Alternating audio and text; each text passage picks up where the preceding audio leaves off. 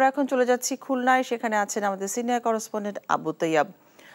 তৈয়াব, গরমের কারণে তো নানা রোগ হচ্ছে, তো হাসপাতালে আসলে চিকিৎসকরা কি বলছেন এই বিষয়ে?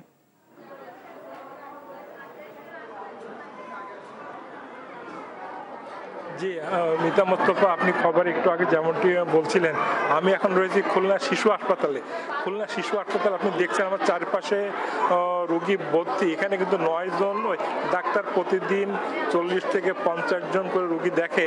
এখানকার যিনি সুপারিনটেন্ডেন্ট ডাক্তার কামরুজ্জামান আমাকে জানিয়েছেন যে এই যে তাপ প্রবাহের আগে থেকে তারা প্রতিদিনই 400 থেকে 500 রোগী দেখতেন, কিন্তু এখন সেখানে রোগীর সংখ্যা প্রতিদিন 600 থেকে 700 চলে গেছে। বিকাশে কম খরচে ক্যাশ আউটের লিমিট বেড়ে 50,000, প্রিয় এজেন্টও 2টা।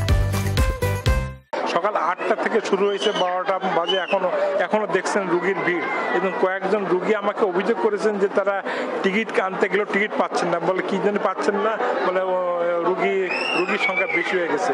এখানে উপরে 9 জন ডাক্তার রয়েছেন, তারা সকাল থেকে রুগী দেখছেন, তারপরও রুগী কমছেন না। আর খুলনা মেডিকেল কলেজের অবস্থায় একই রকম। সেখানকার যে আরএমও একটা সুভাষ চন্দ্র আমাকে বলেছেন যে বৃদ্ধ এবং শিশুদের রোগীরা মানে প্রতিদিনই অতিরিক্তভাবে 200-300 রোগী অতিরিক্ত আসছে, যা তাদের মানে সামাল দিতে হিমশিম খেতে হচ্ছে। এবং আমি মায়েদের কাছে আলাপ করে যেটা জেনেছি, মারা বলছে যে বাচ্চারা খালি গায়ে থাকে, একটু যে ঘাম আবার যে বসে যায়, সেই তাদের জ্বর সর্দি এই সমস্ত তাতে আক্রান্ত হচ্ছে।